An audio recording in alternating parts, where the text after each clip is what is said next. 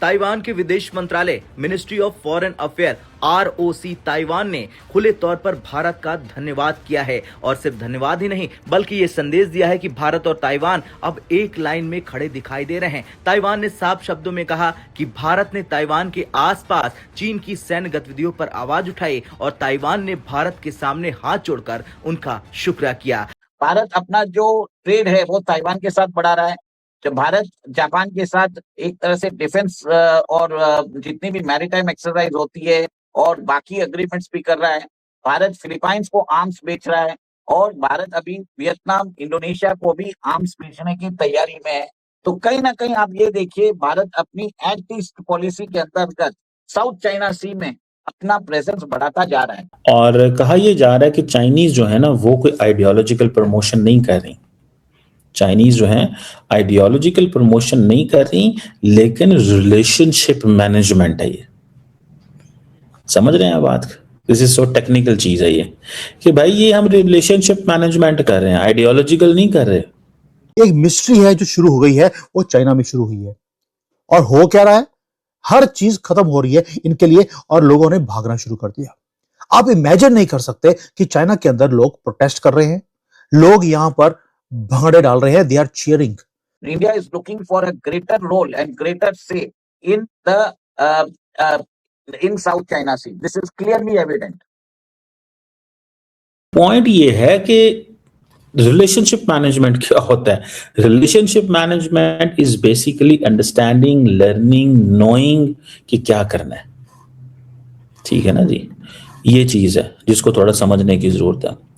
और दूसरी बात ये है कि ये नैरेटिव शेपिंग है। इंडियन चाइनीज जो है वो इंडिया के अंदर नैरेटिव शेपिंग करनी चाहते हैं। नमस्कार दोस्तों, आज जियोपॉलिटिक्स के ग्लोबल मैप पर एक ऐसी हलचल हुई है जिसने बीजिंग से लेकर वॉशिंगटन तक सबके कान खड़े कर दिए हैं। ताइवान के फॉरेन मिनिस्टर ने खुलेआम बड़े गर्व के साथ भारत का शुक्रिया अदा किया है। लेकिन सवाल यह है कि अचानक से ऐसा क्या हुआ? दरअसल पिछले कुछ समय से चाइना ताइवान के आसपास अपनी मिलिट्री ड्रिल्स और फाइटर जेट्स की घुसपैठ से एक डर का माहौल बना रहा था। लेकिन इस बार भारत ने खामोश रहने के बजाय खुलकर चाइना को ठोका है। भारत ने साफ कह दिया है कि ताइवान के क्षेत्र में शांति होनी चाहिए और किसी भी तरह की मिलिट्री प्रोवोकेशन बर्दाश्त नहीं की जाएगी। ताइवान ने भारत को अपना लाइक माइंडेड पार्टनर कहा। ये शब्द जियोपॉलिटिक्स में बहुत मायने रखते हैं। इसका मतलब है कि अब भारत और ताइवान सिर्फ ट्रेड पार्टनर्स नहीं बल्कि स्ट्रैटेजिक साथी बनते जा रहे हैं। आज के वीडियो में हम डीप डाइव करेंगे कि क्या भारत ने अपनी वन चाइना पॉलिसी से किनारा कर लिया है और क्यों चाइना की दादागिरी के खिलाफ भारत का ये नया अवतार दुनिया भर में चर्चा का विषय बना हुआ है। साउथ चाइना सी में भारत कोशिश कर रहा है कि चाइना को काउंटर किया जाए और भारत काफी अच्छे तरीके से सफल भी हो रहा है। जैसे ताइवान हो गया, इंडोनेशिया हो गया, फिलीपींस हो गया, भारत इन सब के साथ अपना कोऑपरेशन बढ़ा रहे हैं।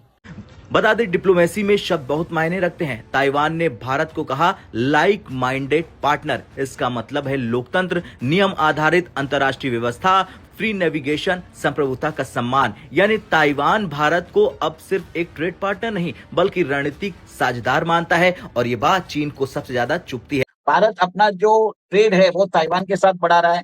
जब भारत जापान के साथ एक तरह से डिफेंस और जितनी भी मैरीटाइम एक्सरसाइज होती है और बाकी अग्रीमेंट्स भी कर रहा है। भारत फिलीपाइंस को आर्म्स बेच रहा है और भारत अभी वियतनाम, इंडोनेशिया को भी आर्म्स बेचने की तैयारी में है।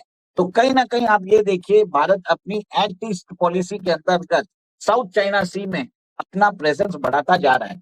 India is looking for a greater role and greater say in the in South China Sea. This is clearly evident.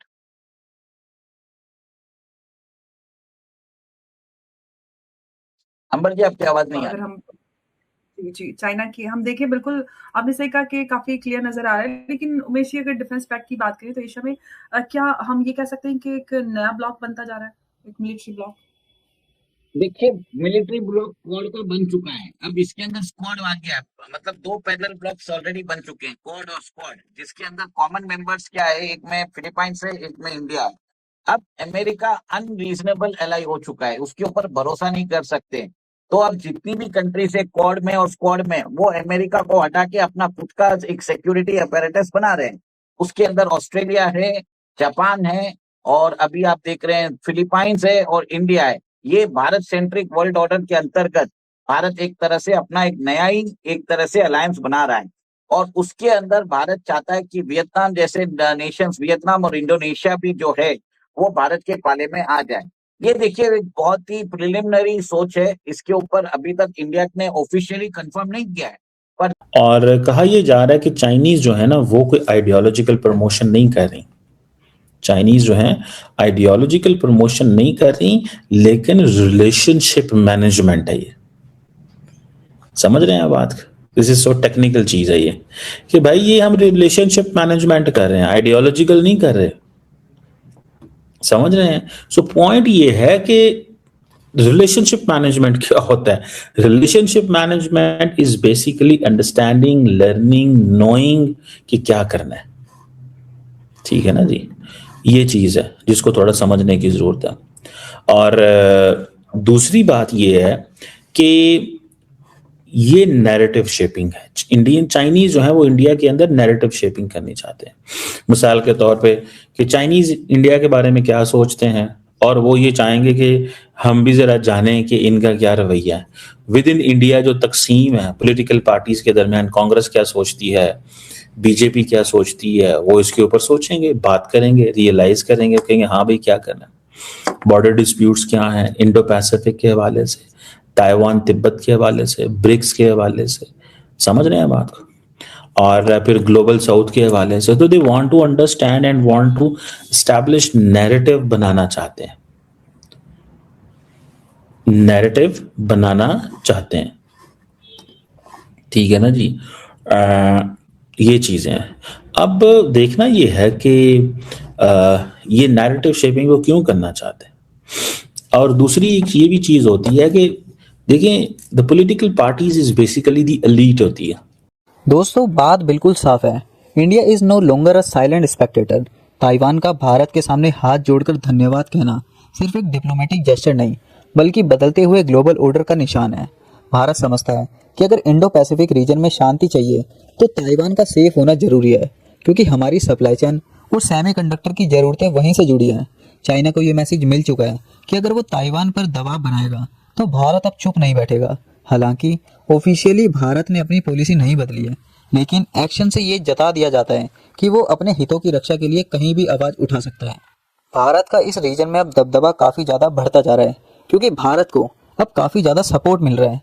असली सवाल ये है कि क्या आपको लगता है कि भारत को ताइवान के साथ अपने डिप्लोमेटिक रिश्ते और ज्यादा मजबूत करने चाहिए? क्या हमें चाइना की परवाह किए बिना ताइवान को एक देश की मान्यता देने की तरह बढ़ना चाहिए? अपनी राय नीचे कमेंट बॉक्स में जरूर बताइए। अगर वीडियो इन्फॉर्मेटिव लगी हो दोस्तों तो लाइक करें और शेयर करें, और चैनल को सब्सक्राइब करना ना भूलें। अगर आपको इस तरीके की न्यूज़ चाहिए तो हमारे चैनल को जरूर से जरूर सब्सक्राइब करें। मिलते हैं अगली वीडियो में, तब तक के लिए धन्यवाद। जय हिंद।